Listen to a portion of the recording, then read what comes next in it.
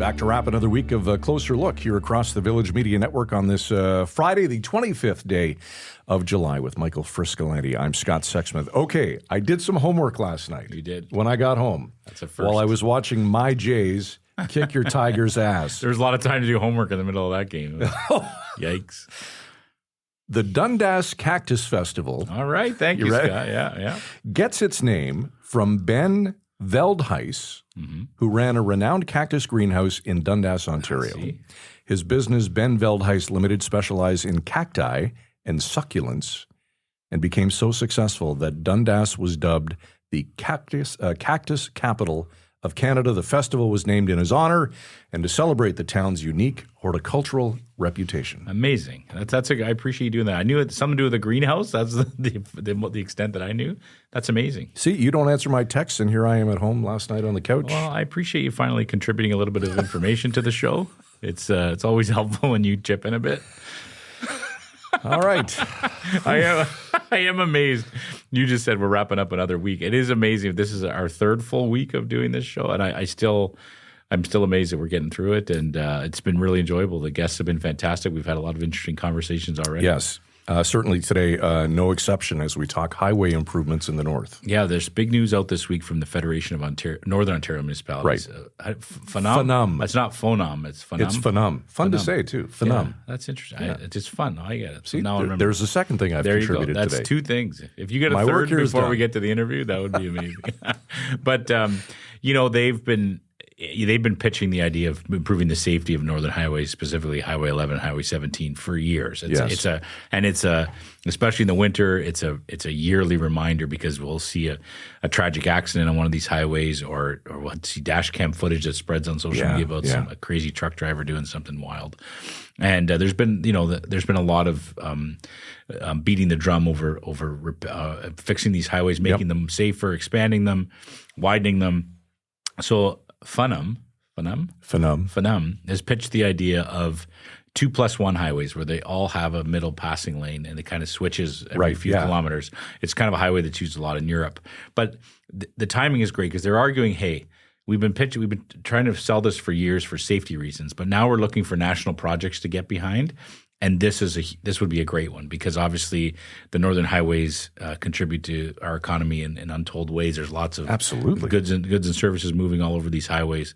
And so they've pitched it to the Prime Minister and they've pitched it to the Premier of Ontario as saying, hey, if we're looking for these kind of projects, big impact, build Canada projects, this is one to do. So well, and when you talk about the potential of interprovincial trade barriers being broken down, and now a lot of that trade going east to west, west to east versus north to south, absolutely, it makes perfect sense. Absolutely. So we're going to dig a little bit deeper into that. We're going to talk to Danny Whalen, who's the president of Phenom.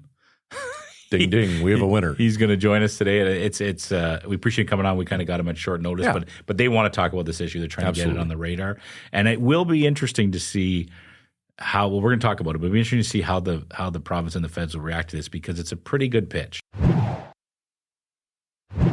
Danny Whalen, the president of the Federation of Northern Ontario Municipalities, otherwise known as Phenom, joining us tonight on the program. Danny, thanks for joining us tonight. Good to see you.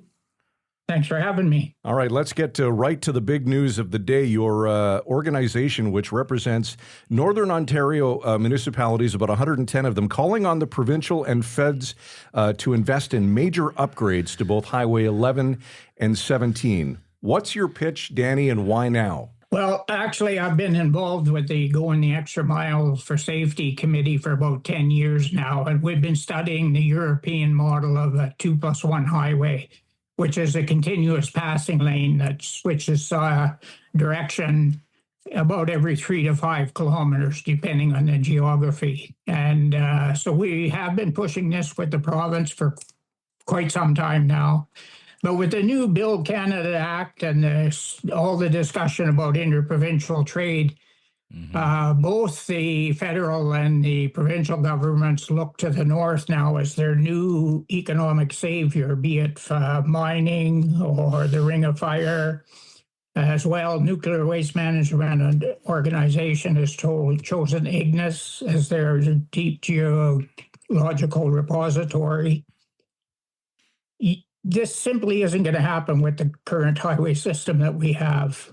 A lot of the companies that are going to be investing in this don't realize that we have often one closure of a highway per week during the winter months.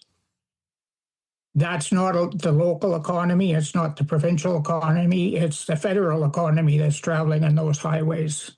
So interprovincial trade's going to suffer unless we take some action on both of these highways.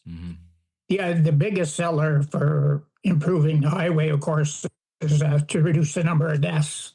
We're often told that Ontario has some of the safest highways in Canada. I would argue that we also have some of the deadliest, and Highway 11 is certainly one of them. Danny, do you have data that kind of speaks to that? I mean, do you know how many fatalities there are in a given year on these highways? I don't have it with me offhand, but, I often, when I'm in Toronto, either at Queen's Park, at the Association of Municipalities Ontario speaking, I tell them, well, you're down here talking about gridlock. I'm in the north talking about burying people. So it's significant. It's, anything we can do to reduce that number. And the 2+1 highway system in Europe has proven an 80% reduction in fatal car collisions. Wow. So it's significant. I want to get into a bit about how that works, how the 2-in-1 works, but let's just basically what you're saying then, Danny, is this has been something you've been trying to do for a long time to improve the safety on these highways. But because of the situation with President Trump, the economy, and the idea that we're looking for big national projects, this could be a great opportunity to finally get this done. It could be. In the wintertime, the vast majority of commercial motor vehicle traffic heading west uses Highway 11. We're up to somewhere around 10,000 count numbers per day for traffic in the city of Temiskaming Shores. That's a lot of traffic. So when you suddenly close your road and it's closed for 4, 8, 12 hours, sometimes 24 hours, that's kilometers and 15, 20 kilometers of traffic backed up. That's the economy is at a full stop. Danny, I know you mentioned it a couple of minutes ago, but can you really give us a really deep explanation about the 2+1 model, how it works, and the benefits attached to it? Yeah, the 2+1 model is actually 3 lanes of continuous road. The center lane, it's comparable to a current passing lane, so it'll run about 3 to 5 kilometers. There's a crash-resistant median barrier, and about, as I say, every 3 to 5 kilometers, depending on the geography, it will switch so that the northbound will benefit from the passing lane for 3 to 5 kilometers. Then it will switch back and the southbound traffic will benefit from the passing lane. And it's continuous like this. The benefits of this is it totally eliminates unsafe passing because, the geography in Northern Ontario, we have some very severe hills, corners. So it eliminates the opportunity to pass in these cases. I'm sure we've all seen the videos online about the current situation with commercial motor vehicle traffic, some of the drivers, the risks that they take. There's no reason for this, and the 2+1 highway can certainly have an impact on that type of driving. Mm-hmm. We know this doesn't exist anywhere in Canada right now, Danny, that's correct? There's different areas that have portions of highway. I know there was a section in Quebec that they've since they've done their study, collected their data. They pulled out the median, from what I understand, until they make a firm decision on how to do this. But what we're calling for is probably the first long stretch of continuous 2+1. Mm-hmm. But again, it fits with the Build Canada Act in many, it drives the economy, it protects the citizens. It's a huge benefit to the Northern Indigenous communities because they all travel this highway. I actually speak to people that are, they're in fear when they're traveling some of these roads. So we need to do something. This is the perfect opportunity, we feel. And Danny, the plan is to do it in 2 phases? Well, we would like to start 5 years ago and do it all. But yeah, we've broken it up into 2 or 3 sections in our presentation, depending how the federal and provincial government want to look at it. But we'll take one phase at a time if they're willing to agree with us. And what about the cost and how long it will take cradle to grave? One of our members of the Going the Extra Mile for Safety Committee actually went to Europe and studied 2+1 highway during construction, and then he went back during maintenance season, wintertime. The cost will be about roughly half because the majority of your road bed is already in existence. Right. So you're only adding a third lane. So the cost savings are incredible. The maintenance, Europe is very similar to Northern Ontario weather. They have moose, they have deer, they have snow. They don't have a problem. There's a fear about this center median, but when you're driving and you get into the Muskokas, there's actually a center cement barrier they have to deal with. So it's not new. But using it in Canada is new, and we're trying to push that idea. Mm-hmm. But if you put a dollar figure, Danny, on both phases, if you actually were able to get no. Okay, all right. That's my job is to push the idea. It's somebody else's job to plan and price it. I don't build roads, okay. So. Your answer should have been, it's not really going to cost that much. It'll be fine. Well, yeah. Well, we believe, like I said earlier, probably 50 to 60% of the cost of twinning. So yes, yeah. And in terms of, so you've pitched this, you've sent your letter to the feds, to the province. Have you heard anything, or is it still crickets? Still crickets, but crickets are becoming a favorite pet of mine because that's usually what we hear when we first bring up an idea. But it's like pushing the elephant up the stairs. You do one step at a time and you keep pushing. So I know when I speak to some of the ministers individually, I know they've heard the message. Collectively, they're still a little shy to come out and say anything. Yeah. How much of this we all feel, where we film in Sault Ste. Marie, where our headquarters of Village Media is in Sault Ste. Marie, there's obviously that north-south divide that we all believe exists. How much is it because it's a Northern Ontario problem do you feel it maybe doesn't get the attention it deserves? I've never been never really bought into that argument. Mm-hmm. There's a reason why Southern Ontario needs the North and a reason why Northern Ontario needs the South, as far as I'm concerned. Mm-hmm. But now that they're talking the way they are, and we've lost one of our most reliable trading partners. Yes. So if you really want to build the Canadian economy, you need Northern Ontario, especially with the vast mining, critical minerals. Mm-hmm. But like I said earlier, you can't get them if people are dying on the way to work. Absolutely. Sorry, dumb question, and I just want to make sure people understand this. We've heard so much, for example, about the Ring of Fire development and how important this could be if we get this done.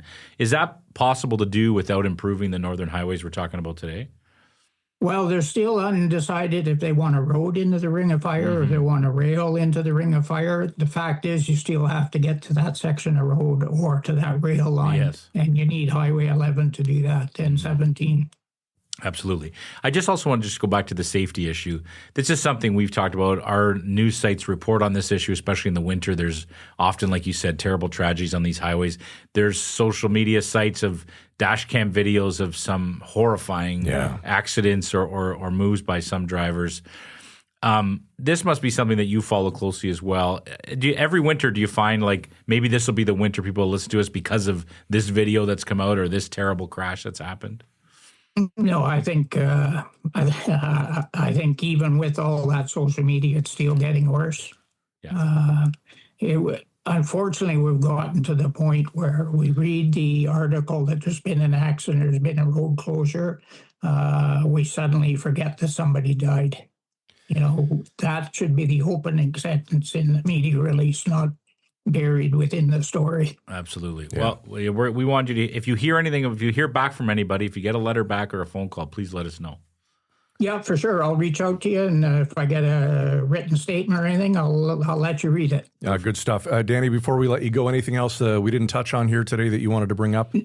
No, I appreciate the opportunity. Like I say, this fits every aspect of the Build Canada Act, and it respects and encourages and benefits the Indigenous communities as well. So we don't think we've missed a step. If we have, then I'm sure the federal and provincial government will let us know, but we think we've done our homework on it. All right, there's Danny Whalen, the president of the Federation of Northern Ontario Municipalities, otherwise known as FNUM. Danny, thanks for this. Appreciate the time. Have a great weekend. Thanks very much. Great chat with Danny, but I also want to give a shout out to Mac Bain, the executive director. Mac and I have known each other decades. In a previous life, he was working in the funeral industry. I was working in the radio industry, probably about 35, 40 years ago when we first met. But Mac was also instrumental in helping us provide live streaming coverage of the party leaders debate, which took place in North Bay. That's right. Just prior to the provincial election back in February. That's right. I'd forgotten that we did that. That's right. And he helped to get that all set up for us. He did. Yeah. He was instrumental, as they say. There you go. I do want to thank you for the information you provided at the top of the show about the Cactus Festival in Dundas. That's what I'm here for. Like I said, I grew up next door to Dundas. I should have known that information, but I didn't. The only thing I got right was the greenhouse connection. It had something to do with greenhouses. Yep. But I hope people in Dundas I know people in Dundas are enjoying the new site because you can see people reading it. It's getting a lot of attention. So another welcome to Dundas today. I hope if you haven't checked it out, check it out. And if you're from Dundas and you want to share some memories of the Cactus Festival, where can they email us? They can email us. Thank you for that segue. Closer look at villagemedia.ca. And I also want to mention our development team upstairs. That's right. The brains of the business. Just putting the finishing touches on the official Closer Look website. Right. That's right. Will it have shots of us pointing at each other with pens? I hope so. Because there's been a lot of that this show. I know. It looks... they're so good at what they do. Yeah, they're fantastic. Yeah. So I won't divulge the address yet because they still want to do some tweaks, but it looks great. You'll have the capability of subscribing so that you get new episodes sent right to your inbox. It's going to be fantastic. Great. Looking forward to it. All right, let's put a bow on this. And, Jays and Tigers again tonight. We got to go watch game 2. We will talk Monday about how this goes. Let's do it. Thanks for watching. Have a great weekend. Closer Look returns Monday at 7. Frisco and Scott's Wardrobe provided in part by Moores, Sault Ste. Marie.